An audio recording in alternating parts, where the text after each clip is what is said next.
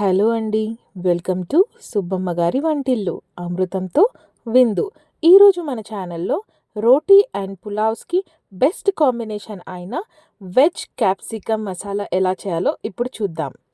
ముందుగా ఒక pan stove పైన పెట్టుకొని హీట్ అయిన తర్వాత ఓ గుప్పెడు పల్లీలు వేసుకొని మీడియం ఫ్లేమ్లో పెట్టుకొని జాగ్రత్తగా కలుపుకుంటూ రోస్ట్ చేసుకోవాలి.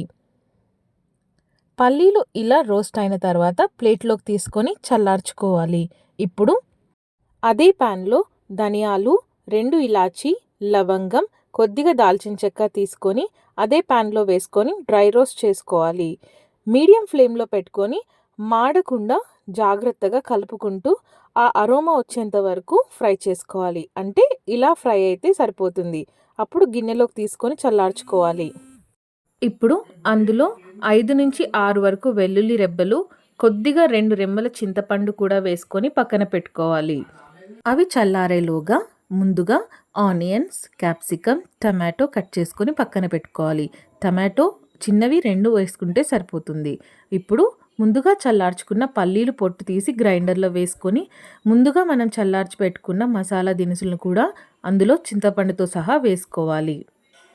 అవి ఇలా గ్రైండర్లో వేసుకొని కొద్దిగా వాటర్ వేసుకుంటూ ఇలా మెత్తగా పేస్ట్ చేసుకోవాలి. ఇప్పుడు ఒక ప్యాన్లో ఆయిల్ వేసుకొని హీట్ అయిన తర్వాత కొద్దిగా జీలకర్ర కూడా వేసుకొని ఫ్రై చేసుకోవాలి. జీలకర్ర ఫ్రై అయిన తర్వాత అందులో ఆనియన్స్, కరివేపాకు, కొద్దిగా బిర్యానీ ఆకు కూడా వేసుకొని ఫ్రై చేసుకోవాలి.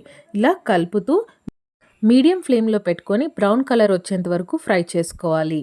ఇలా బ్రౌన్ కలర్గా ఫ్రై అయిన తర్వాత అందులో ముందుగా మనం కట్ చేసి పెట్టుకున్న క్యాప్సికమ్ ముక్కలను కూడా అందులో వేసుకొని కలుపుతూ ఫ్రై చేసుకోవాలి.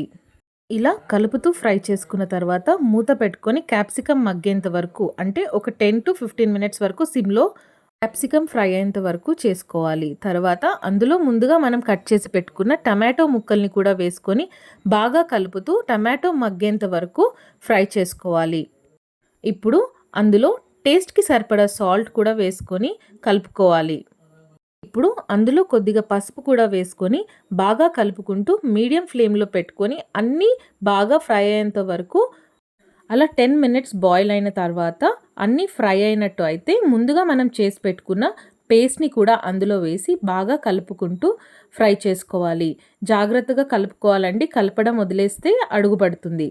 ఇప్పుడు అందులో కొద్దిగా కారం కూడా వేసుకొని కలుపుకుంటూ ఫ్రై చేసుకోవాలి. ఇలా 5 మినిట్స్ ఫ్రై అయిన తర్వాత ఆయిల్ అన్నది సపరేట్ అవుతుంది. సపరేట్ అయిన తర్వాత కొద్దిగా వాటర్ వేసుకొని కర్రీ మొత్తం దగ్గరకు వచ్చేంత వరకు మూత పెట్టుకొని ఒక 10-15 మినిట్స్ వరకు బాయిల్ చేసుకోవాలి. 10 మినిట్స్ తర్వాత కర్రీ దగ్గర పడితే డిష్ అవుట్ చేసుకుంటే రోటీ లేదా పులావ్స్లోకి ఎంతో tasty and yummy capsicum masala ready అయినట్టే. మీరు కూడా టేస్ట్ చేసి ఎలా ఉందో తప్పకుండా తెలియచేయండి. Thank you so much for watching అండి. Please like, share and subscribe my channel. Thank you so much for watching. మళ్ళీ మరొక వంటతో మళ్ళీ కలుద్దాం.